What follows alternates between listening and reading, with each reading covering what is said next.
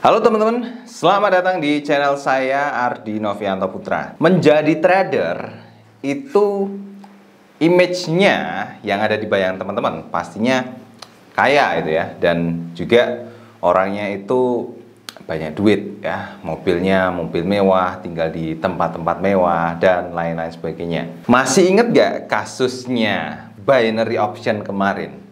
Kalau teman-teman masih ingat dengan kasusnya binary option kemarin, sebenarnya di balik semua itu banyak trader-trader yang beneran trader itu ketawa melihat hype-nya dari binary option kemarin ya. Karena sebenarnya orang yang benar-benar trading itu ya biasa aja ya. Orang itu ya kayak masyarakat normal semuanya ya. Mereka juga butuh duit gitu ya. Mereka juga butuh privacy juga gitu ya. Jadi nggak perlu memamer-mamerkan kekayaan. Intinya adalah dari bagaimana kemampuan kita dalam melakukan analisa di dalam trading forex ini ya. Nah, ada 3 prinsip sebagai trader yang perlu teman-teman ketahui. Prinsip ini harus dipegang buat trader, terutama buat ya siapapun tradernya, harus benar-benar dipegang. Yang pertama itu adalah disiplin.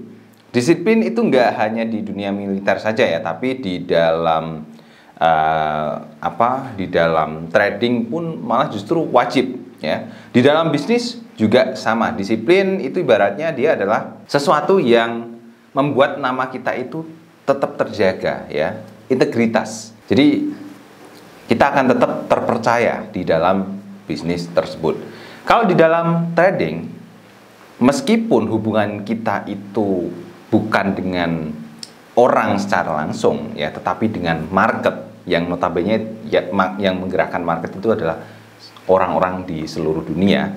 Disiplin itu hubungannya adalah antara market dengan diri kita sendiri.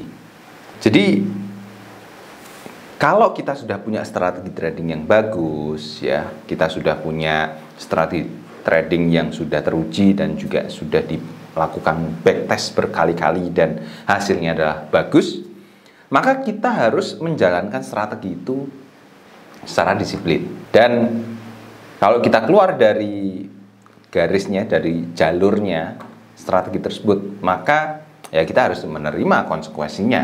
Ya paling mentok ya MC ya. Makanya disiplin itu sangat penting sekali di dalam trading.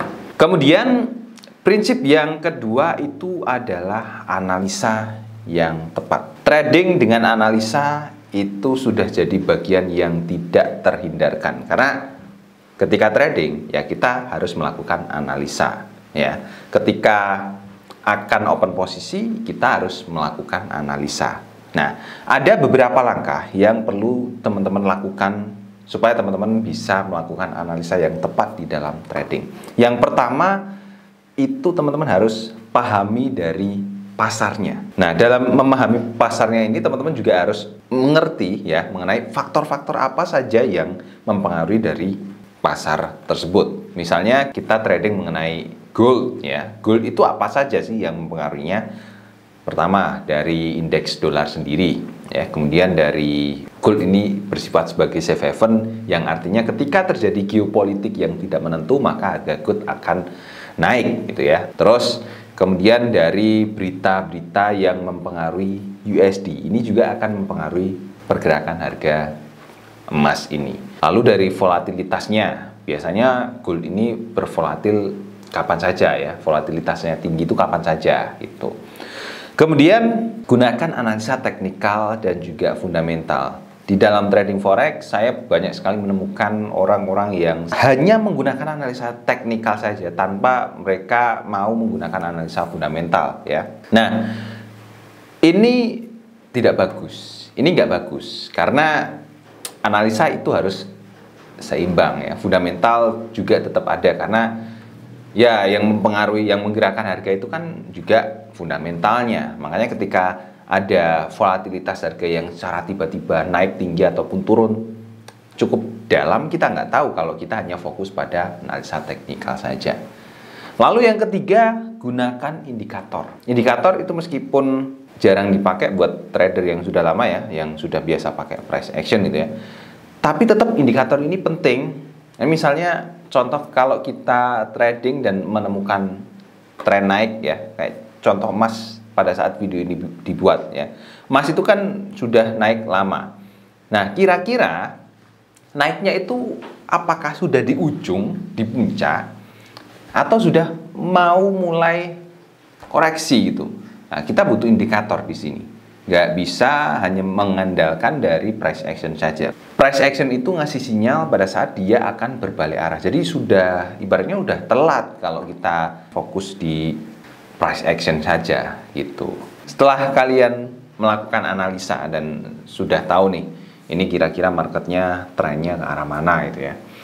Langkah selanjutnya adalah membuat rencana trading yang terukur dan juga jelas. Rencana trading itu cukup simple, yang isinya itu adalah di mana saya akan entry dan kemudian di mana saya akan exit. Exit ini ada dua ya, berarti kita menetapkan stop loss dan juga take profitnya. Gitu. Lalu yang terakhir adalah money management.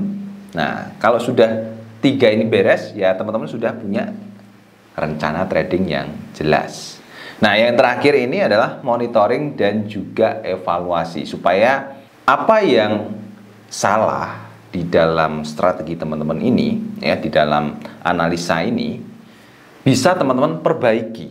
Dan apa yang sudah teman-teman lakukan ini, ketika teman-teman lakukan evaluasi dan juga perbaikan terus-menerus, ini ya, akan jadi memiliki akurasi yang lebih tinggi dan semakin tinggi, dan tentunya kalau berbicara akurasi, kita akan lebih efektif dalam tradingnya, dan profitnya, potensi keuntungannya juga bakalan meningkat. Nah, prinsip yang ketiga dari trader itu harus memahami mengenai manajemen resiko ya. Untuk paham mengenai manajemen resiko ini, pertama teman-teman harus tahu profil resiko dari kita sendiri ya. Kita harus tahu nih, kira-kira kita ini tipe trader yang agresif, moderat, atau konservatif. Ya, kalau konservatif berarti kan kita lebih berhati-hati tradingnya. Ya, kalau agresif ya barbar ya tradingnya ya. Tapi ya kalau kita memang tipenya agresif, ya tentunya sudah siap dengan semua konsekuensi yang dipilih itu sendiri. Lalu gunakan stop loss. Stop loss itu meskipun kadang-kadang malah ketika kita pakai stop loss malah jadi stop loss hunter, tapi stop loss ini jadi alat yang efektif menghemat waktu. Misalnya harusnya kita floating dan kita masih bisa menunggu floatingan itu untuk balik profit gitu ya. Tapi ternyata floatingan itu nunggunya sampai 1 tahun misalnya. Nah, ini kan dalam waktu 1 tahun kita bisa ngambil keuntungan, atau kita bisa dapat keuntungan yang begitu banyak di dalam trading. Makanya dengan menggunakan stop loss itu bisa menghemat waktu trading kita. Lalu selanjutnya, hindari overtrade. Banyak sekali trader pemula itu pasti ketika trading terlalu semangat ya, mereka akan trading terus-terusan ya, akan open posisi banyak sekali dan nggak memperhatikan dari ketahanan dananya, dari margin bebasnya. Tahu-tahu margin bebasnya sudah minus, ditinggal sebentar marketnya koreksi, udah MC. Nah, jadi ketika trading teman-teman juga perlu memperhatikan volume transaksinya berapa ya, dan juga batasan untuk saya open posisi itu berapa kali sih supaya aman gitu ya. Nah, ini teman-teman perlu memahami. Memang teman-teman nggak bisa buat ini sendiri ya. Jadi memang butuh mentor, makanya butuh bimbingan juga. Nah, kalau teman-teman butuh bimbingan mengenai bagaimana cara menentukan open posisi, volume transaksinya, teman-teman bisa gabung di gainhunter.com/free ya. Linknya ada di kolom deskripsi video di bawah ini. Kemudian money management. Money management ini jadi benteng terakhirnya para trader ya. Jadi dengan money management ini misalnya teman-teman ketika deposit juga ditentukan ya, berapa deposit saya, supaya ketika amit-amit loss ataupun MC ya di dalam trading forex, kita masih punya uang ya, dan kita juga nggak terlalu mengalami kerugian yang banyak karena uang yang kita masukkan itu nggak semuanya gitu. Terus kemudian dengan money management ini juga kita bisa menentukan kapan waktu kita WD. Karena sebagian besar yang trading itu mereka nggak memikirkan WD, ya. Kapan saya akan WD itu nggak dipikirkan, nggak ditarget, dan nggak ditentukan gitu. Makanya banyak kalau teman-teman lihat di forum-forum trading itu yang mengatakan depo terus nggak pernah WD, ya mereka aja nggak mentargetkan kapan saya akan WD, ya jelas hasilnya akan deposit terus gitu ya. Kalau saya lihat dari berbagai konsultasi yang saya lakukan dengan para trader gitu ya, kenapa mereka nggak menentukan WD itu karena mereka masih pengen melakukan compounding ya, mereka masih belum puas dengan hasil profitnya.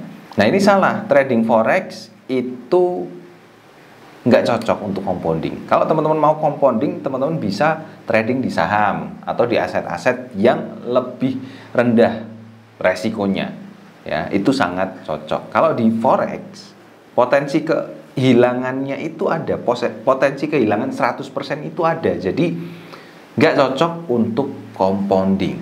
Nah, kira-kira seperti itu ya, 3 prinsip tadi teman-teman harus miliki, disiplin, harus punya analisa yang tepat ya, dan juga harus punya wawasan mengenai manajemen resiko. Kalau teman-teman masih belum bisa, teman-teman bisa konsultasikan atau bisa ikuti bimbingan saya di gainhunter.com/free ya. Ikuti saja di situ, tinggal masukkan data WA, nama dan juga email, nanti secara otomatis akan saya WA. Jadi nggak perlu teman-teman WA saya manual, tinggal masukin saja datanya di situ. Nanti kita bisa chat langsung di kolom di WA ya. Terima kasih teman-teman, sampai ketemu di video selanjutnya. Bye bye.